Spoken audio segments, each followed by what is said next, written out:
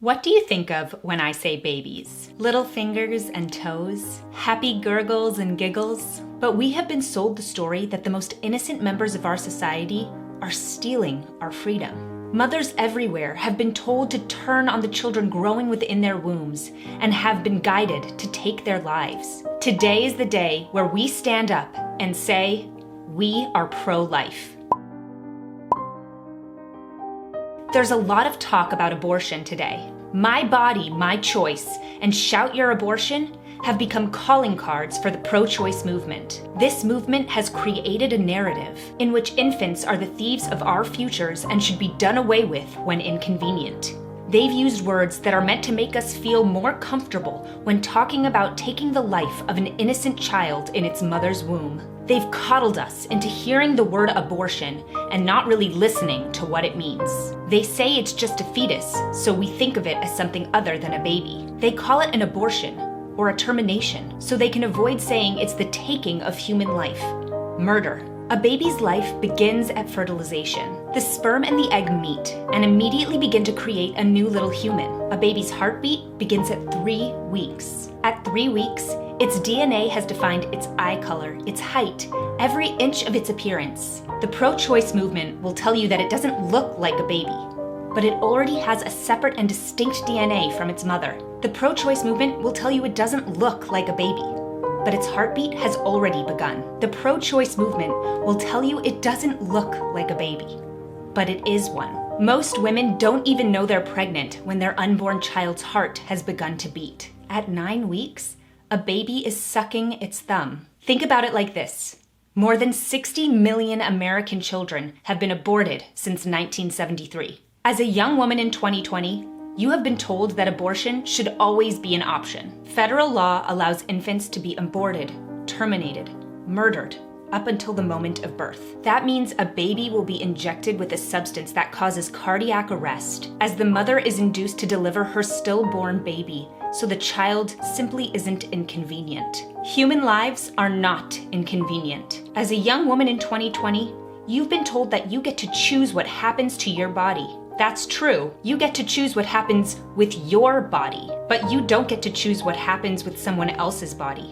That little baby with DNA that's been separate from your own since conception. As a young woman in 2020, you've been told that pregnancy is hard enough to warrant the killing of your own child. Pregnancy can be difficult. Tearing a baby from the warmth of its mother's womb in pieces is worse. Just because a baby in the womb can't speak for itself doesn't mean we have the right to take its life before it's born. Imagine not being able to speak as the decision of your life or death was decided without your consent, merely because you existed at all. But instead of being taught to protect our most vulnerable, we are told to destroy them. As a young woman in 2020, you have been told that it's not a baby at all.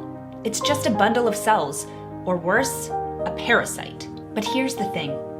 You are its mother. You are growing another person inside of you who depends on your love and care to grow into a little person. And babies do feel pain, at the latest by 20 weeks, but some studies show as early as 12 weeks. As a young woman in 2020, you have been told that being pro-life is anti-woman. Nothing could be further from the truth. You are pro-women's rights, and that includes the rights of unborn women everywhere. Today, women are misled into choosing their desires over the very lives of their unborn children, to lead a life constantly pursuing pleasure after pleasure as they constantly grow more and more fleeting, to live in the perpetual present with no meaning in sight, and to sacrifice the inestimable value of human life for empty freedom.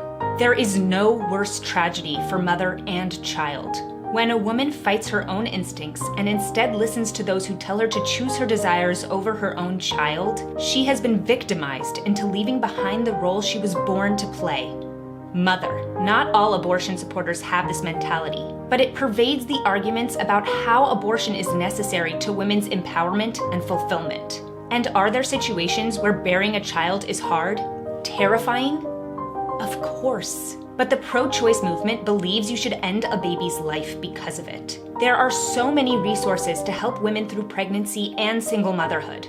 There are so many families waiting to adopt a child if keeping the baby isn't right for you. And here's the thing. The pro-choice movement has come up with a million ways to justify abortion. It can't feel pain yet. It's not a human, it's a fetus. I can't afford to raise a child. Pregnancy is too hard. I want to live a normal life, and having a baby right now just wouldn't work for me. If anyone tried to use this reasoning to kill an adult, we'd call it murder. There's only one way to stop the murder of unborn children: being pro-life. Know that a baby's life is the greatest gift we could ever receive. Unlearn everything that has been sold to you by those who would sacrifice a baby on the altar of convenience. And know that even if at one point you had an abortion, you can come back from it. You are a victim of a broken narrative, one that takes and takes, but never gives. You are welcomed with open arms by those who fight for infants' lives. I am pro-life and proud. Stand with me to fight for our youngest and most vulnerable. Thank you so much for watching today's video.